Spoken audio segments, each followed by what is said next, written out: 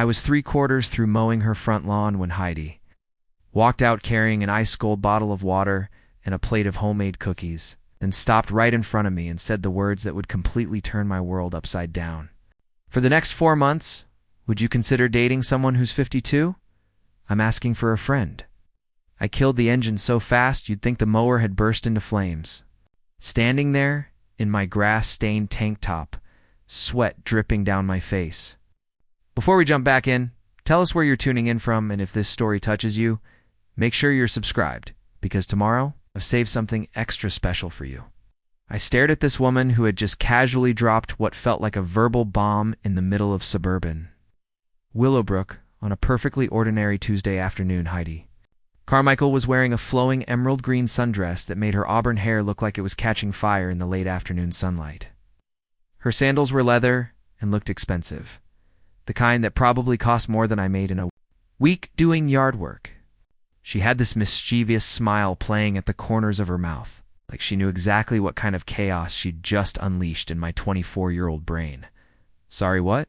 I managed to stammer, wiping my palms on my shorts and immediately regretting how sweaty and gross I probably looked.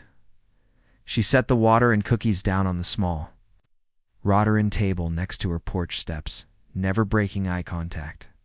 I said, "Would you consider dating someone who's 52? Hypothetically speaking, of course." Her voice had this warm, honeyed quality that made even the most casual question sound like a secret being shared. Willowbrook. God. Connecticut wasn't the kind of place where much excitement happened. Population 8,400. Where the biggest scandal in recent memory was when Mrs. Patterson's prize-winning roses were allegedly sabotaged by her neighbor's sprinkler system. It was the kind of town where everyone knew everyone's business and conversations. Like this simply didn't happen on front lawns in broad daylight. I picked up the water bottle with hands that were definitely shaking. Is this ... Is this a survey or something?" Heidi laughed, and it was one of those genuine sounds that seemed to come from somewhere deep and real. "No survey, Devin. Just curious about your thoughts on the matter." The fact that she knew my name shouldn't have surprised me.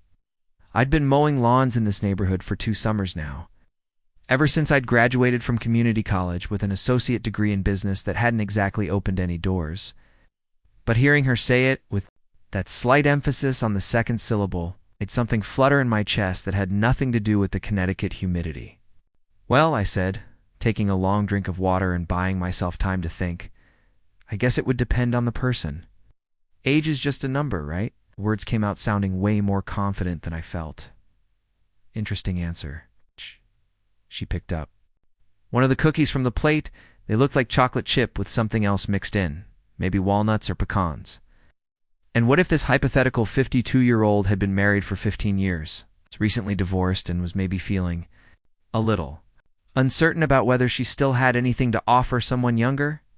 My throat went dry despite the water I'd just consumed. This conversation had taken a turn from hypothetical to something that felt very, very real.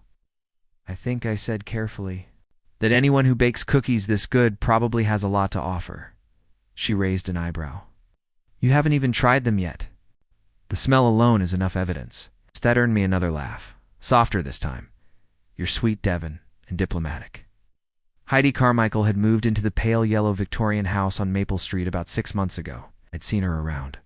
At the grocery store, comparing coffee blends. At the farmer's market on Saturday mornings. Always alone, but never seeming lonely. She had this way of moving through the world that suggested she was comfortable in her own skin, even if that skin happened to belong to a woman navigating life after what the neighborhood grapevine had whispered was a messy divorce. "Ask you something," I said, setting down the empty water bottle. "Shoot. Is your friend really asking, or are you asking?" The mischievous smile faltered for just a second, replaced by something more vulnerable. "What makes you think I'm not asking for a friend?" "Because," I said, surprised by my own boldness, "you're looking at me like you actually care what my answer is?" She was quiet for a moment, absently smoothing the fabric of her dress. The late afternoon sun was starting to cast longer shadows across her perfectly manicured lawn, and somewhere in the distance a neighbor was running a leaf blower, despite it being early July. "You know what, Devin?" she said finally. Be more perceptive than I gave you credit for. I felt heat creep up my neck that had nothing to do with the summer weather. Is that good or bad? It's dangerous, she said, echoing almost exactly what I was thinking.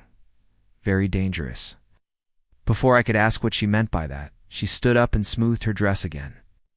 You should finish the lawn. It's supposed to rain tomorrow, and I'd hate for you to have to come back in the mud. Right, I said, my brain still trying to process the entire conversation. The lawn. As I bent down to restart the mower, she called out over the engine noise. Devin? I looked up.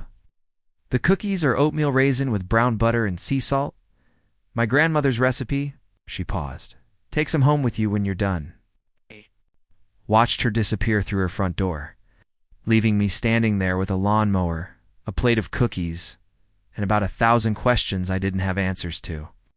The most pressing one being, had I just been flirted with by a 52-year-old woman who was asking for a friend, or had I completely misread the entire situation? Either way, I was pretty sure my quiet summer of lawn mowing and saving money for a real job had just gotten infinitely more complicated. The engine roared back to life. All I could think about was the way she'd said my name and whether her hypothetical friend was really looking for an answer to that question. I had a feeling I was about to find out. That evening, I couldn't stop thinking about Heidi's question as I sat in my cramped studio apartment above Morelli's Pizza, eating leftover Chinese takeout and staring at the container of cookies she'd insisted I take home. My best friend Michael had been texting me all afternoon, but I'd been avoiding his messages because I knew exactly what kind of interrogation was waiting for me. Finally, around 9 p.m., my phone rang. Dude, where the hell have you been?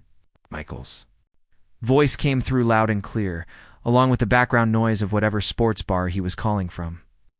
I've been trying to reach you for hours. Working, I said, which wasn't technically a lie. Right. Working. At the hot divorced lady's house. There was a pause. Please tell me you didn't do anything stupid.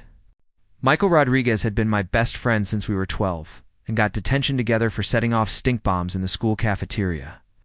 He worked nights as a bartender at O'Malley's pub downtown and had appointed himself my unofficial life coach, despite the fact that his own dating history read like a catalog of spectacular disasters. How do you even know about that? I asked, though I already suspected the answer. Bro, this is Willowbrook. Mrs. Patterson saw you talking to Heidi Carmichael for like 20 minutes instead of mowing. She called my mom, who called me, who is now calling you, to make sure you haven't lost your mind. I groaned and flopped back on my second-hand couch. This was exactly why I'd been avoiding small towns my entire life, until economic necessity had trapped me here. We just talked. Michael, it's not a big deal. Devin. His voice got serious, the way it did when he was about to drop some uncomfortable truth. Heidi Carmichael is not just some random divorcee. You know who her ex-husband is, right? I didn't, actually, and suddenly I was afraid to ask. Richard Carmichael, or as in Carmichael Construction. As in the guy who built half the commercial district. In 3 counties, as in the guy who probably has more money than our entire neighborhood combined. My stomach dropped. How do you know all this? Because unlike you, I pay attention to gossip. She got divorced 8 months ago, and according to my mom's book club, it was brutal. Like hire 3 different lawyers. Brutal. Where it is she walked. Away with the house, a decent settlement, and full custody of their daughter. She has a daughter? A Cadence. 17 years old. Apparently a total rebel who's been giving Heidi hell since the divorce. She's spending the summer with her dad in his new penthouse downtown. I opened the container of cookies and took a bite. Brown butter and sea salt, just like she'd said. They were incredible. How does your mom's book club know all this? Heidi joined the book club last month. Apparently she's trying to make friends, but you know how this town is with outsiders, especially rich outsiders going through messy divorces. Explained a lot about the loneliness I'd sensed in her earlier. Willowbrook wasn't exactly known for its welcoming attitude toward newcomers, particularly ones who drove luxury cars and lived in the nicest house on Maple Street. So what's the problem? I asked. She seems nice. The problem, you dense idiot, is that she's twice your age, has more money than God. And according to the gossip mill, She's been asking questions about the cute young guy who mows her lawn. Preparing and narrating this story took us a lot of time, so if you are enjoying it, subscribe to our channel. It means a lot to us. Now back to the story. My heart did something weird in my chest. She's been asking about me? Focus, Devin. This is not good news. This is run in the opposite direction news. This is remember what happened to Jake Morrison news. Jake Morrison was a cautionary tale that every guy in town knew by heart. 3 years ago, he'd gotten involved with an older woman going through a divorce, and it had ended with restraining orders, slashed tires, and Jake having to move too. Town's over to escape the drama. This is different, I said, though I wasn't sure why I believed that. How's it different? I thought about the way Heidi had looked at me like she was seeing something in me that I didn't even know was there. She asked me a hypothetical question about dating someone her age. For a friend, there was a long pause. She what now? She said. She was asking for a friend. Michael started laughing so hard I had to hold the phone away from my ear. Oh, buddy. Oh, you sweet, naive buddy. She was not asking for a friend. You don't know that? Devin, I've been bartending for 3 years. I've heard every pickup line, every excuse, every rationalization in the book. Asking for a friend is right up there with, I'm normally not like this, and my horoscope told me to be spontaneous. Tonight, I knew he was probably right. But there had been something genuine about the way Heidi had asked the question. Something vulnerable underneath all that confidence. Maybe she really does have a friend who's interested in dating younger guys, I said weakly. Sure, and maybe I'm going to wake up tomorrow as the starting quarterback for the Patriots. Michael's voice softened slightly. Look, I'm not saying don't talk to her. She seems like a decent person, and God knows you could use some excitement in your life. But just ... be careful, okay? Rich divorced women going through midlife crises are not known for making rational decisions. After I hung up, I sat there, staring at the cookies and thinking about everything Michael had told me. Heidi Carmichael wasn't just some lonely divorcee. Looking for company, she was a woman with money, connections, and apparently a complicated history. Getting involved with her could mean stepping into a world I didn't understand, with rules I'd never learned, but I couldn't stop thinking about the way she'd said my name, or the genuine curiosity in her eyes when she'd asked that question. Maybe Michael was right to be worried. Maybe I was walking into something way over my head, but for the first time in months, I felt like something interesting might actually happen to me. And despite all the red flags and warnings, I wasn't sure I wanted to run away from that feeling. Next Thursday, I showed up at Heidi's house for my regular lawn maintenance, half expecting things to be awkward after our conversation the week before. Instead, she greeted me at the door with another plate of cookies and what looked suspiciously like iced coffee. I thought you might be getting tired of water, she said, handing me a tall glass with condensation already forming on the sides. It's cold brew with vanilla syrup. My own recipe. I took a sip and nearly groaned with pleasure. It was perfect, smooth, rich, with just enough sweetness to balance the coffee's natural bitterness. This is incredible. Where did you learn to make coffee like this? I used to own a small cafe in Hartford before I got married. She tucked a strand of auburn hair behind her ear, a gesture I was beginning to recognize as nervous habit. Richard convinced me to sell it when Cadence was born, said it was too much work for a new mother. There was something wistful in her. A voice that made me pause. Do you miss it? Every day. She smiled, but it didn't quite reach her eyes. But enough about ancient history. How's the lawn looking? Over the next hour as I worked on trimming her hedges and edging the walkway, Heidi found excuses to come outside. First to water her hanging baskets of petunias, then to check her mailbox, then to sweep the front porch that was already spotless. Each time, we'd exchange a few words, nothing deep, just pleasant conversation about the weather, the neighborhood, whether I thought her tomato plants needed more fertilizer. But there was an undercurrent to everything, a tension that hummed.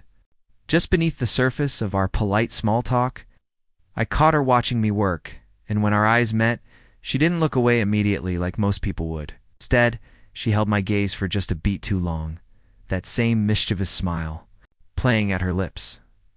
When I finished and started packing up my equipment, She appeared with another glass of that incredible coffee. "Devin," she said, settling into one of the wicker chairs on her front porch. "Can I ask you something personal?" My heart rate picked up. "Sure. What do you want to do with your life? I mean, besides lawn care." I leaned against the porch railing. Considering my answer, most people ask that question with judgment in their voice, like they couldn't understand why someone with a college degree was pushing a lawnmower for a living.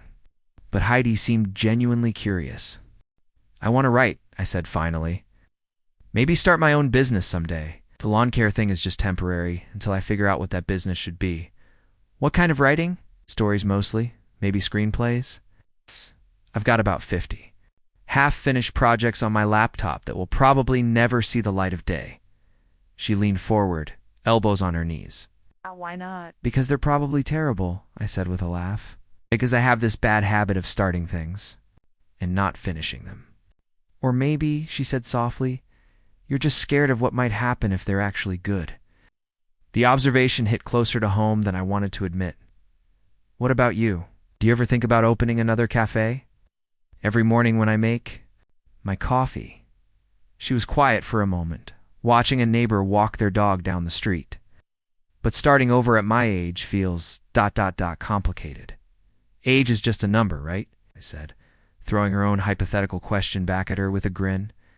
She laughed, a real one this time. "Touché, Mr. Torres. Touché." That's when Agnes Whitfield decided to make her grand entrance. Agnes lived in the house directly across from Heidi's, and had apparently appointed herself the unofficial neighborhood watch coordinator. She was somewhere in her 70s, with steel gray hair pulled into a tight bun and the kind of sharp eyes that missed nothing. I'd seen her watching me work from her front window more than once, always with a disapproving expression that suggested she found my very existence personally offensive. "Heidi, dear," Agnes called out as she crossed the street, moving with the determined stride of someone on a mission. "I hope I'm not interrupting anything important." The way she said important made it clear she didn't think anything involving me could possibly qualify.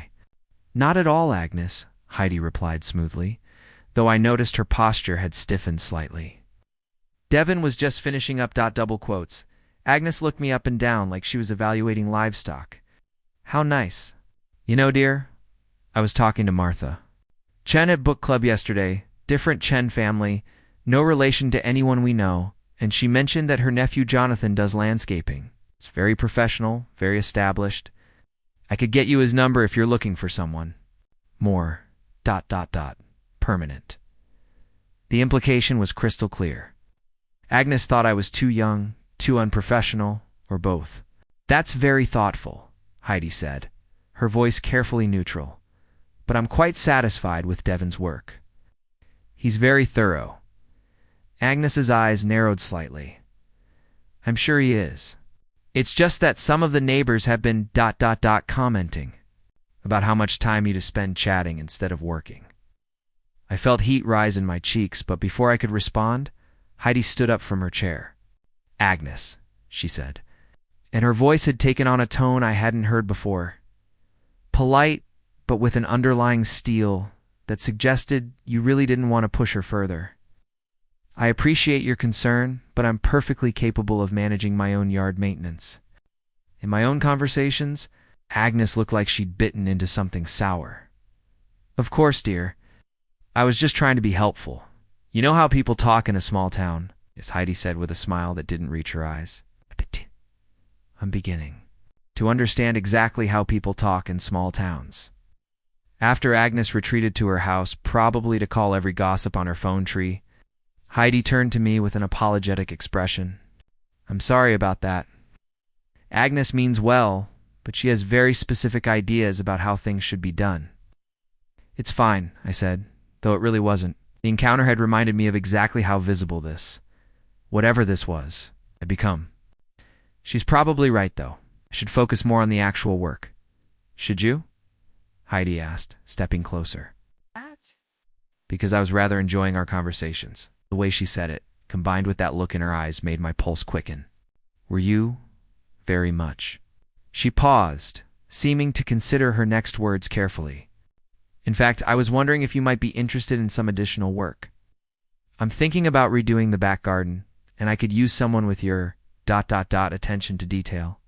I had a feeling we weren't entirely talking about gardening anymore.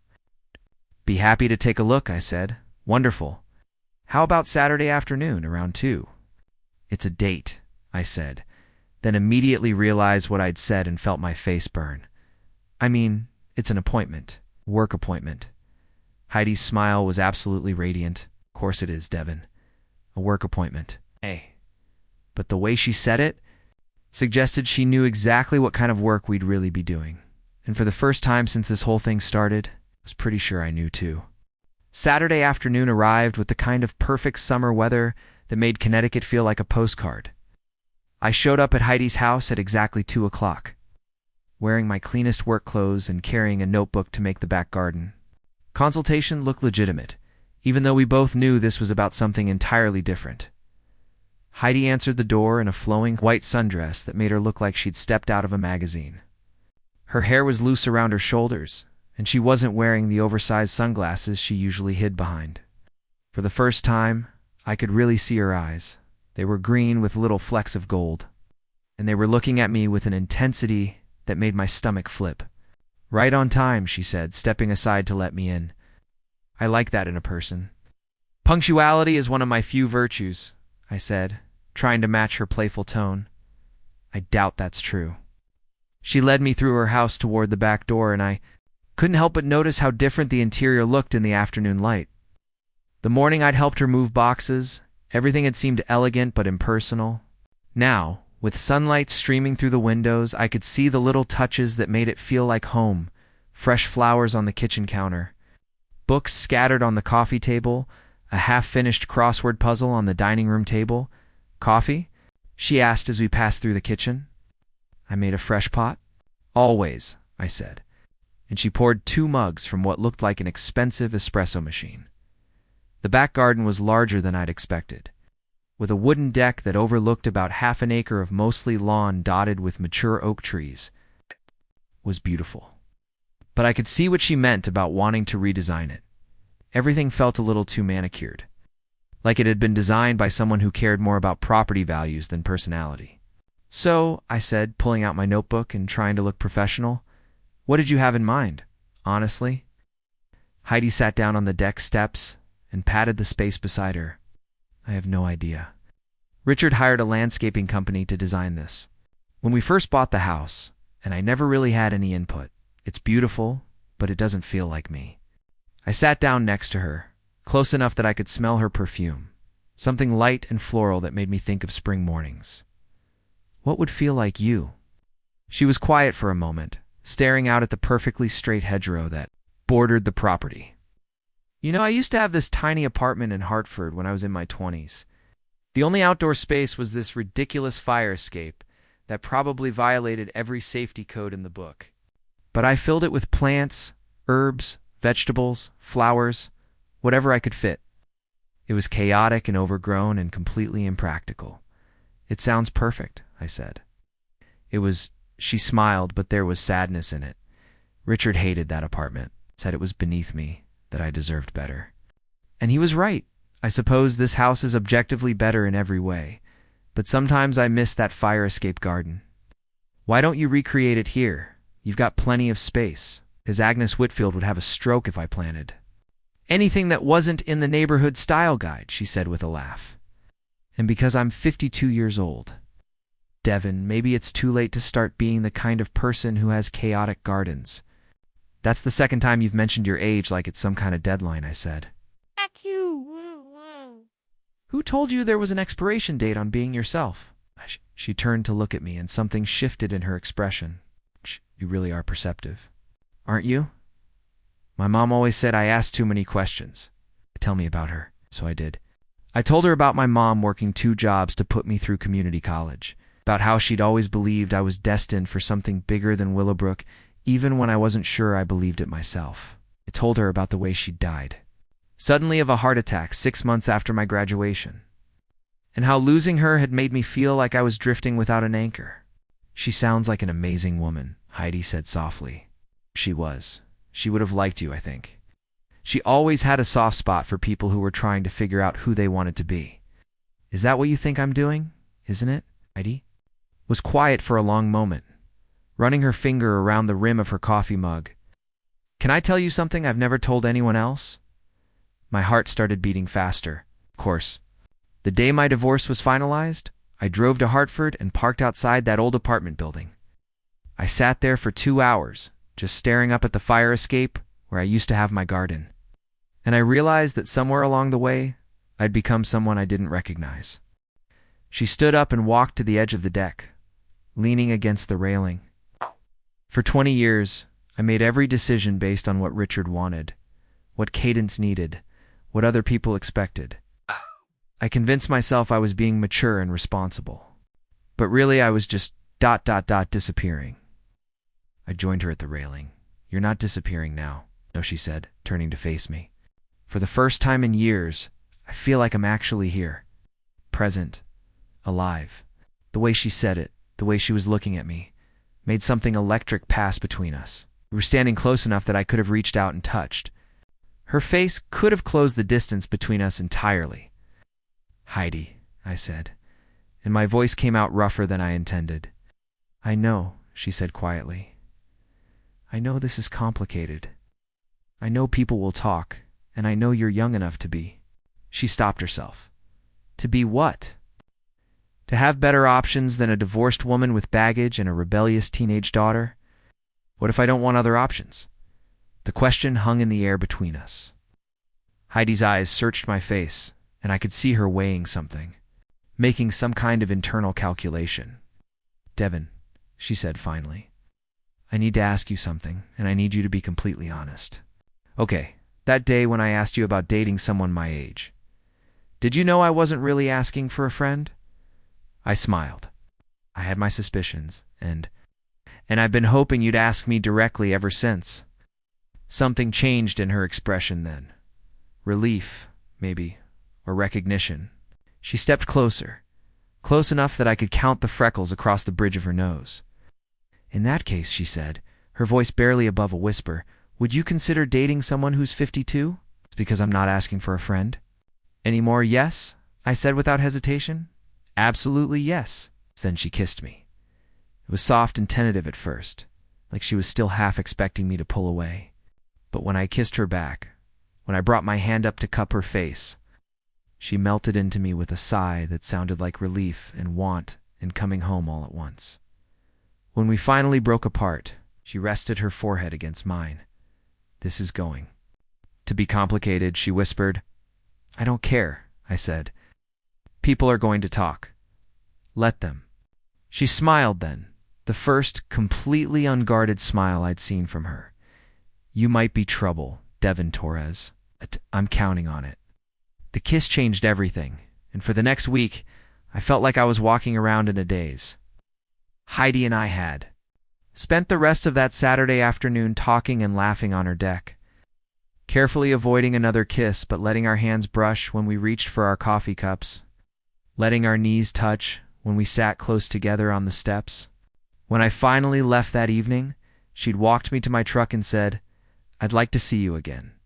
Not for work. I'd like that too, I'd said. And she'd smiled that radiant smile that made my chest feel tight with something I wasn't ready to name yet, but the universe, as it turned out, had other plans. On Thursday morning, my phone rang at 7 a.m. It was Heidi, and she sounded panicked. Devin, I'm so sorry to call this early, but I have an emergency. Cadence is coming home today, 3 weeks earlier than planned. She had a fight with her father, and she's on a bus right now. She'll be here by noon. I sat up in bed, instantly awake. Okay, what do you need? Her room isn't ready. Richard was supposed to send her things last week, but of course, he didn't, and now I have nothing for her. No furniture, except a bed, no decorations, nothing. She's already angry about the divorce and moving houses, and if she comes home to an empty room, I'll be right over, I said, already reaching for my clothes. When I arrived at Heidi's house, 20 minutes later, she was standing in what I assumed was Cadence's bedroom, looking overwhelmed. The room was spacious but stark, with white walls, hardwood floors, and a single twin bed pushed against one wall. It looked more like a hotel room than a place where a 17-year-old was supposed to live. "I don't know what I was thinking," Heidi said, running her hands through her hair. "I should have had this done weeks ago. Should have made Richard send her things. Should have had—" "Hey," I said, catching her hands and making her look at me. "We can fix this." "What kind of stuff does she like?" "I don't know," Heidi said, and her voice cracked slightly. "That's the problem, Devin. I used to know everything about her. Her favorite colors, favorite books, what she wanted to be when she grew up. But she's been so angry since the divorce, and she barely talks to me anymore. I feel like I'm losing her. My heart ached for her. Okay, let's start simple. What did her old room look like? Purple walls, fairy lights everywhere, books stacked on every surface. She's always been a reader." Heidi managed a small smile, and she loves music, plays guitar, writes songs. Richard never understood it, said it was a waste of time. "Then, that's where we start," I said. "Come on, let's go shopping." What followed was the most intense 4-hour shopping spree of my life. We hit 3 different stores, buying paint, fairy lights, a bookshelf, a desk, picture frames, plants, and a dozen other things that would make the room feel like home. I'd never seen Heidi so focused. She moved through the stores like a woman on a mission, checking items off lists and making decisions with the kind of determination that reminded me she'd once run her own business. At the music store, spent 20 minutes agonizing over a small amplifier for Cadence's guitar before finally buying it, along with a set of professional picks and a music stand. "She might not even want any of this," Heidi said as we loaded the last of our purchases into my truck. "She might hate it. She won't hate it," I said. "She'll know you tried. That's what matters." Back at the house, we transformed into a painting and decorating crew. I'd never painted a room so fast in my life. We had the walls done in a soft lavender color within 2 hours, and while they dried, we assembled furniture and strung fairy lights. Heidi hung photos of Cadence from different ages, and I set up the music corner with the amp and a comfortable chair for playing guitar. The room was starting to look like a space where someone actually lived when Heidi's phone buzzed. "She's here," she said, looking out the front window. "God, Devin, what if this isn't enough? What if she's still angry? What if Heidi—" I caught her hands again, paint-stained now from our afternoon of work. "You're a good mom. This room proves it. Everything's going to be okay." She took a deep breath and nodded. "Should probably go." "I don't want to complicate things with Cadence right away. Are you sure?" "I'm sure, but Devin." She stood on her tiptoes and kissed my cheek, quick and soft. "Thank you for everything." I slipped out the back door just as I heard a car pulling into the driveway. From my truck, I could see a tall, auburn-haired girl getting out of a taxi, looking sullen and tired. This was Cadence, the daughter, who would either accept what was growing between her mother and me, or make our lives infinitely more complicated. As I drove away, I realized that whatever happened next, there was no going back. I was officially part of Heidi's world now, with all the misanthropes and complications that came with it, and despite everything, the age difference, the gossip, the potential drama with a teenager who might hate me on sight, I couldn't wait to see what happened next. I didn't hear from Heidi for 3 days after Cadence came home. By Sunday evening, I was starting to worry that introducing her daughter into the equation had scared her off entirely. When my phone finally rang, I practically lunged for it. "Devin?" Heidi's voice sounded strained. "Can you come over? I could really use a friend right now." 20 minutes later, I was standing on her front porch, and when she opened the door, I could see she'd been crying. Her hair was pulled back in a messy ponytail. She was wearing an old Hartford college sweatshirt with holes in the sleeves, and she looked exhausted. "What happened?" I asked, stepping inside. "Cadence hates the room," she said, leading me to the kitchen where 2 untouched cups of coffee sat on the counter, clearly cold. She said it looked like I was trying too hard, like I was some desperate mom attempting to buy her forgiveness. Then she asked who helped me with it, because there was no way I could have done all that work myself. My stomach dropped. "Did you tell her?" I told her I had a friend help me. Heidi sat down heavily at the kitchen table. She said she didn't know I had any friends, which was like a knife to the chest. Then she went to her room and slammed the door, and she hasn't come out since yesterday. I sat down across from her, reaching for her hand. Heidi, she's 17 and angry about her parents' divorce. This isn't about you being a bad mother, isn't it? Her eyes filled with tears again. Devin, I don't know how to talk to my own daughter anymore. Everything I say is wrong. Every gesture feels forced. And now she's asking questions about who's been helping me around the house, and I realized I have no idea how to explain ... US ... to anyone, let alone her. Before I could respond, we heard footsteps on the stairs, and then Cadence appeared in the kitchen doorway. She was tall like her mother, with the same auburn hair but styled in a deliberately messy way that probably took an hour to achieve. She was wearing ripped jeans and a vintage band t-shirt, and when she saw me sitting at the table, her eyes narrowed with suspicion. "Oh," she said, her voice carefully neutral. "You must be the friend," Cadence Heidi said, standing up quickly. "This is Devin. He's been helping me with some yard work and other projects around the house." I stood up and extended my hand. "Nice to meet you, Cadence. Your mom's told me a lot about you." She looked at my outstretched hand for a long moment before shaking it briefly. "Right. Yard work." Her tone suggested she didn't believe that for a second. "How old are you, Devin?" Cadence Heidi warned. "Okay," I said. "I'm 24. Cadence's eyebrows shot up. 24. Interesting. She looked between her mother and me with the kind of sharp intelligence that reminded me exactly whose daughter she was. "So you're closer to my age than hers." The silence that followed was deafening. Heidi's face had gone pale, and I could practically see her calculating how much damage control this conversation was going to require. "I should go," I said finally. "Yeah," Cadence said with a fake smile. "You probably should, Cadence." Heidi's voice was sharp now. "That was incredibly rude. Was it?" Cadence shrugged. "I'm just trying to understand why my mother's new friend is young enough to be her son. But sure, let's pretend that's normal." "It's not what you think," Heidi said, but even I could hear how weak that sounded. "Really?" Cadence crossed her arms. "Because it looks like my recently divorced mother is having some kind of midlife crisis and decided to start dating someone who's barely older than me. Just super healthy and not embarrassing at all." I felt heat rise in my cheeks. Look, Cadence, I understand this might seem, you understand." She turned that sharp gaze on me. "You understand what it's like to have your parents get divorced and then watch your mom immediately start acting like a teenager. You understand what it's like to come home to a room that screams, 'Please don't hate me,' and then find out some kid helped decorate it?" "That's enough," Heidi said, but her voice was shaking now. "Is it?" Cadence's voice was getting louder. "Because I'm just getting started. Do you know what people are going to say when they find out about this? Do you know how humiliating this is going to be for me at school?" "Nobody has to know anything," I said quietly.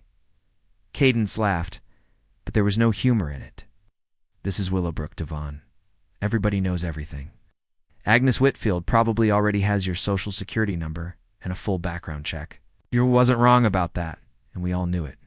I think," Cadence continued, "that it would be better for everyone if you just stayed away for a while. Let my mom figure out who she actually is instead of playing dress-up with someone young enough to be her midlife crisis." Words hit, like physical blows. I looked at Heidi, hoping she'd say something, anything, to defend what was growing between us. Instead, she was staring at her hands, tears streaming down her face. "Maybe she's right," Heidi whispered. "Maybe this was a mistake." And just like that, everything we'd built over the past few weeks crumbled. I stood there for a moment, waiting for her to take it back, to tell her daughter that age didn't matter, that what we had was real. But she didn't.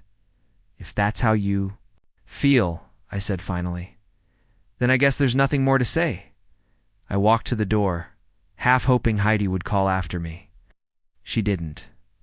As I drove home, Cadence's words echoed in my head.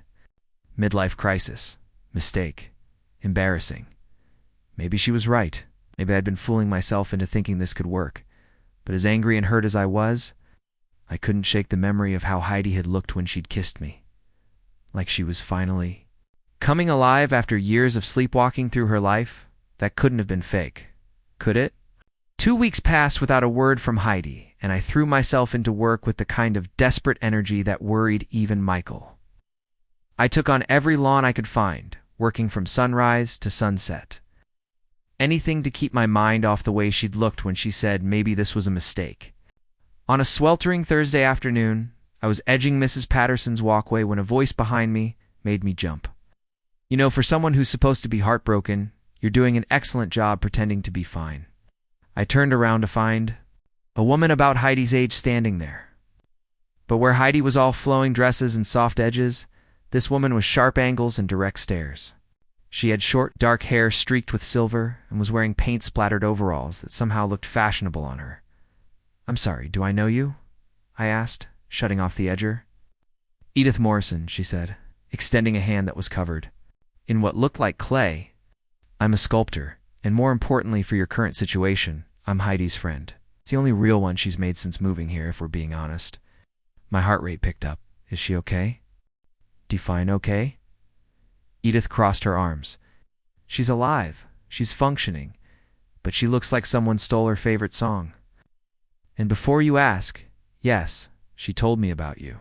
About Cadence's charming little speech. About how she basically threw you out to appease her teenage daughter. I didn't know what to say to that. She made a mistake," Edith continued. "A big one. But she's scared, Devin. Scared of her daughter hating her even more than she already does. Scared of what this town will say. Scared of getting hurt again." She paused. "But mostly I think she's scared of how happy you made her. If she was happy, why did she let me walk away? Because sometimes when you've been playing it safe for 20 years, taking a risk feels impossible. Even when it's the right thing to do." Edith studied my face. "The question is, are you willing to fight for her? Or are you going to let a 17-year-old's tantrum end something that could be beautiful?" Before I could answer, she was walking away, calling over her shoulder. "I'm having a little gathering at my studio Saturday night. Nothing fancy, just some friends, some wine, some music. 7 o'clock, 412 Riverside Drive, you should come." "Will Heidi be there?" I called after her. "I guess you'll have to show up to find out," she said without turning around. Saturday evening found me standing outside a converted warehouse on the outskirts of town, holding a bottle of wine and questioning every decision that had led me to this moment. Through the large windows, I could see people milling around. My stomach clenched when I spotted Heidi's auburn hair catching the light inside. Edith's studio was a chaos of half-finished sculptures, paintings in various stages of completion, and about 20 people who all looked like they had interesting stories to tell. Jazz music played softly in the background, and the air smelled like oil paint and wine. "You came," Edith said, appearing at my elbow. "I wasn't sure you would." "Almost didn't," I admitted. "She's over by the windows," Edith said quietly. "She's been asking about you every 5 minutes since she got here." I found Heidi standing in front of a large abstract painting, wineglass in hand, looking more beautiful than I remembered. She was wearing a simple black dress and had her hair down. And when she saw me approaching, her face went through about 6 different emotions in the span of 2 seconds. "Devin," she said softly, "I didn't know you'd be here." My God. "Edith can be very persuasive," I said. We stood there for a moment, the space between us crackling with everything we hadn't said to each other. "How are you?" she asked finally. "Better," I said honestly. "How's Cadence? Still angry?" But she's been asking questions. "What kind of questions?" "About you, mostly. About why I looked so sad after you left. About whether I actually cared about you or if it was just ... She gestured vaguely. "You know, a midlife crisis." Her words, not mine. Heidi took a sip. "Of her wine, Devin, I need to tell you something. What I said that night, about this being a mistake, you don't have to explain," I said quickly. "I understand your daughter comes first. That's how it should be. No, you don't understand." She set down her wine glass and turned to face me fully. I was scared, terrified actually. Not of Cadence or the neighbors or what people might say. I was scared of how much I felt for you, how much I wanted this to work despite everything that made it complicated. Before I could respond, someone across the room started playing acoustic guitar, and I recognized the opening chords of an old James Taylor song. Heidi's face softened. "I love this song," she said. "Dance with me," I said impulsively. Here now." in front of everyone. For a moment, I thought she might say no. Then she stepped closer and let me take her hand. We swayed together in the middle of Edith's cluttered studio, surrounded by strangers who gradually stopped their conversations to watch us. I missed you, she whispered against my ear. I missed you too. When the song ended, we didn't step apart immediately. Instead, we stood there holding each other while the room erupted in gentle applause. This is going to be complicated, she said, echoing our conversation from weeks ago. I know. Cadence might never accept us. She might not, but she might surprise. You, the whole town will talk? Let them talk. She pulled back to look at me, and I could see tears in her eyes. I don't want to be scared anymore, Devin. I don't want to let fear make my decisions. Then don't, I said simply. Okay, she said, and this time when she smiled, it reached her eyes. Okay, the morning after Edith's party. I woke up to rain drumming against my apartment windows and a text from Heidi that made my heart skip. Can you come over? Cadence wants to talk to you. To both of us. An hour later, I was sitting in Heidi's living room, feeling like I was about to face a firing squad. Cadence was curled up in the corner of the couch, wearing an oversized sweater and looking younger than her 17 years. Heidi sat between us, her hands folded tightly in her lap. I've been thinking, Cadence said without preamble. About what I said the other night, about you being Mom's midlife crisis and all that. I braced myself for round 2. I was angry. She continued, I'm still angry, actually, but not at you. Not really. She looked at her mother. I'm angry at Dad for cheating. I'm angry at both of you for getting divorced and blowing up my life. I'm angry that I have to choose between parents and houses, and everything feels broken all the time. Heidi's eyes filled with tears. Cadence, let me finish, Cadence said, holding up a hand. I'm angry about all that stuff, but I took it out on Devin because he was easy to blame. Because admitting that maybe you deserve to be happy again meant admitting that the divorce might actually be a good thing. The room was quiet, except for the rain and the sound of Heidi trying not to cry. I Googled you, Cadence said, looking at me. I know. Creepy, but whatever. You graduated summa cum laude from community college. You volunteer at the animal shelter. You helped Mrs. Patterson when her husband had his heart attack last year. You're not some random guy trying to take advantage of my mom. I didn't know any of that was public information, and I certainly didn't know Heidi had been asking around about me. But here's the thing, Cadence continued. Everyone at school is going to have opinions about this. Agnes Whitfield is going to have opinions. Dad is definitely going to have opinions. She paused. Are you guys strong enough to handle that? Because if you're not, if this is just some summer thing that's going to flame out when it gets hard, then I'd rather you end it now. Heidi and I looked at each other. It was the first time someone had asked us to define what we were, what we wanted this to be. I don't know what's going to happen, I said honestly, but I know I care about your mom too much to treat this like it doesn't matter. And I know, Heidi said softly, that I've spent the last 20 years making decisions based on what other people wanted. I don't want to do that anymore. Cadence studied both of our faces for a long moment. Okay, she said finally, but I have conditions. Conditions. Heidi asked, first, no PDA when my friends are around. I don't care how in love you are. I don't want to watch you make out at my graduation. I couldn't help but smile. Deal.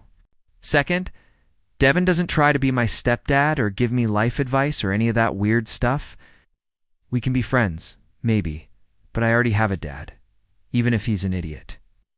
Absolutely, I said. And third, Cadence looked directly at her mother. You have to promise me that if this doesn't work out, you won't go back to being that sad, scared version of yourself. You have to promise you'll keep trying to be happy, even if it's not with Devin. That's when Heidi started crying for real. She reached over and pulled Cadence into a hug that looked like it might last forever. When did you become so wise? Heidi whispered. Someone had to be the adult in this family, Cadence said. But she was smiling now. Later, after Cadence had gone upstairs to video chat with her friends, Heidi and I sat on her back deck watching the rain. She'd made us coffee, the good kind, with the vanilla syrup, and we were sharing a blanket like an old married couple. I can't believe she Googled you, Heidi said, laughing. I can't believe you've been asking the neighbors about me. She blushed. I wanted to know if you were real. If what I was feeling was based on who you actually are, or just some fantasy I'd built up in my head, and Mrs. Patterson said you're the most reliable, young man she's ever met. Mr. Chen said you helped him install his new garage door for free. And Edith said you looked at me like I hung the moon. Edith's not wrong about that last part. We sat in comfortable silence for a while, watching the rain water her garden. Everything looked greener after the storm, more alive. Devin, Heidi said eventually, I need to tell you something else, about why I was so scared. I waited. When Richard left, when he chose someone younger and prettier and more exciting, it broke something in me. Not just my heart, but my confidence, my sense of who I was. She pulled the blanket tighter around us. And then you came along, and you looked at me like I was beautiful and interesting and worth knowing. And it terrified me because I thought, what if he realizes I'm not? What if he sees who I really am underneath all this and decides he wants someone his own age after all?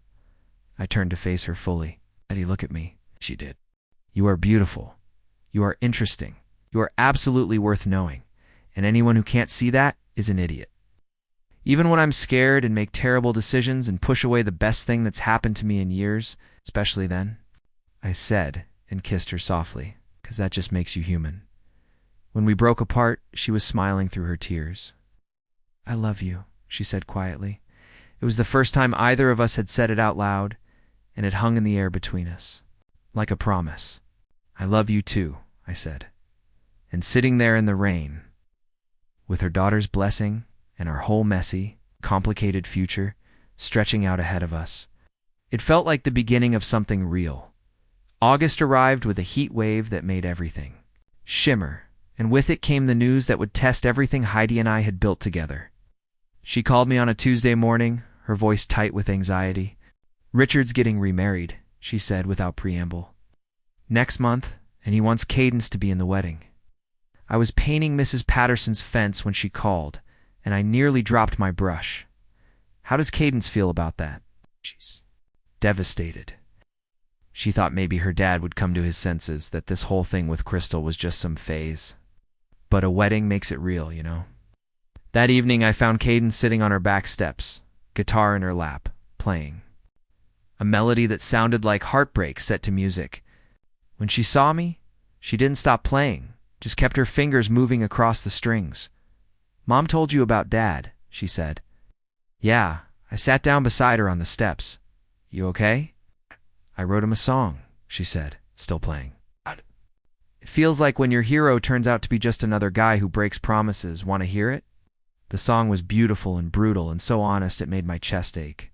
When she finished, we sat in silence for a moment. That's really good, Cadence. Have you thought about recording it? What's the point? It's not like anyone would want to hear some teenager whining about her daddy issues. Think you'd be surprised. Sometimes the most personal songs are the ones that connect with people most. She looked at me then, really looked at me, and I saw something shift in her expression. You know what? Maybe you're not so bad after all, Devin Torres.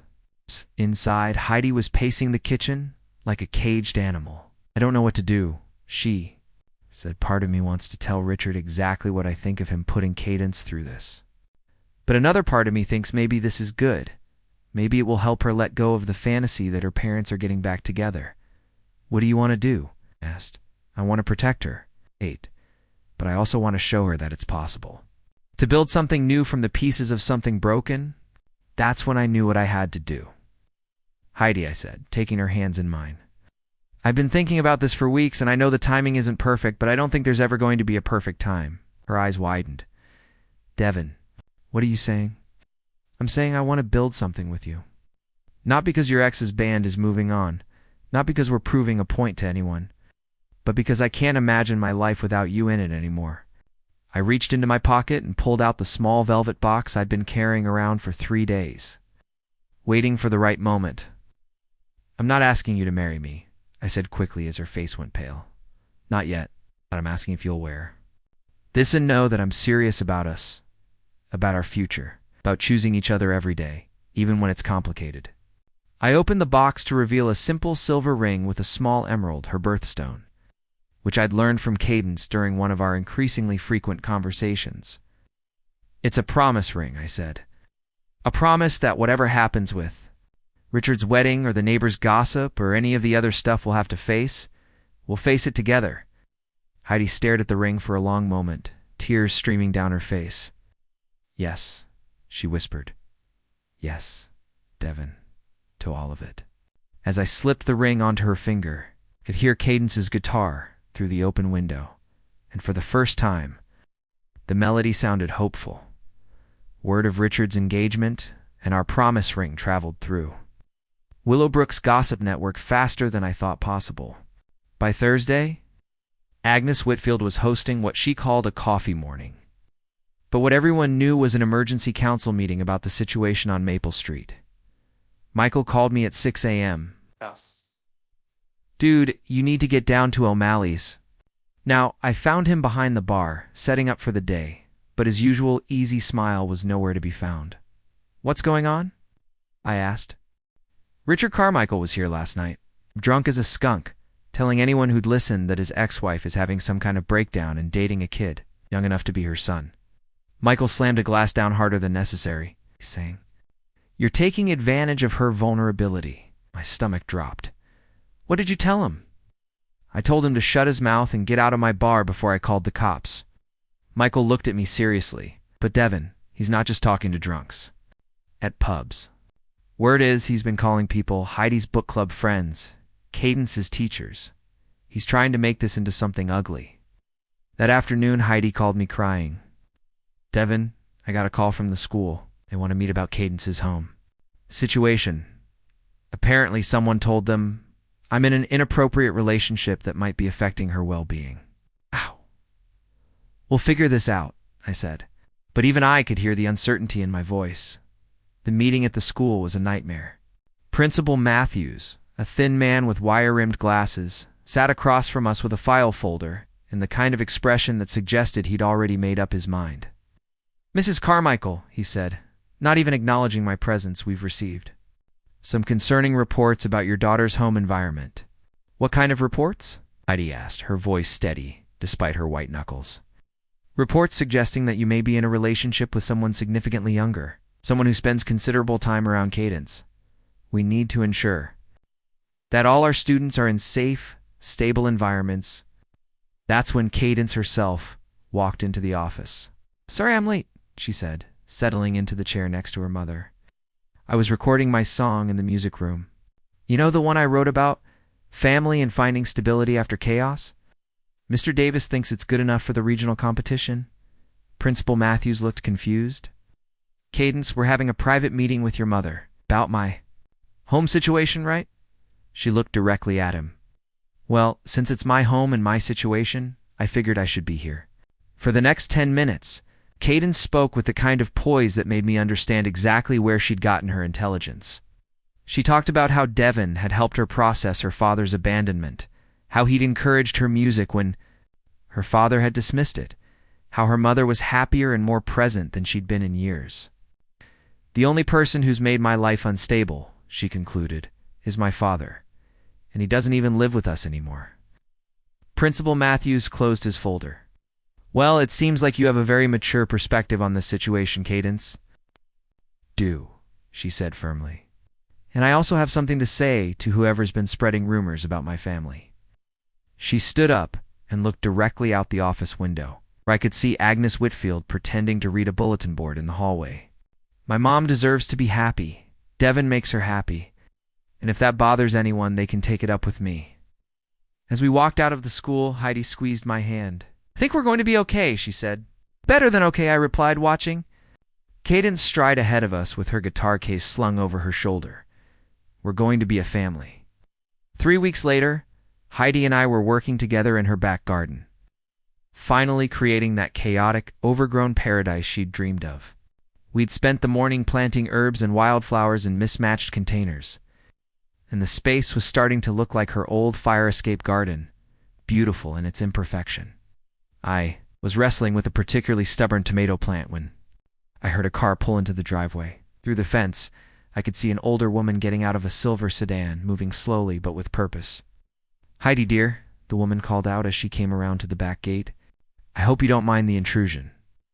Heidi looked up from her planting, dirt streaks on her cheek. Mrs. Chen? Of course not. Please, come in. I recognized her from the book club meetings I'd heard about. Martha Chin, the woman Agnes had mentioned that first day when she was trying to undermine me.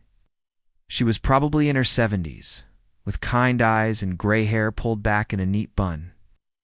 I wanted to meet this young man I've been hearing so much about, Mrs. Chen said, extending her hand to me. I'm Martha Chen. I've lived in this neighborhood for 43 years. Devin Torres, I said, shaking her hand and suddenly very aware of the dirt under my fingernails. I have to say, Mrs. Chen continued, looking around at our chaotic garden project, this is much more interesting than what the previous owners had. Richard always preferred things so... sterile. Heidi wiped her hands on her jeans. Can I get you some coffee, Martha? That would be lovely. Mrs. Chen settled into one of the deck chairs. But first I wanted to apologize to both of you. Up next, you've got 2 more standout stories right on your screen. If this one hit the mark, you won't want to pass these up. Just click and check them out. And don't forget to subscribe and turn on the notification bell so you don't miss any upload from us.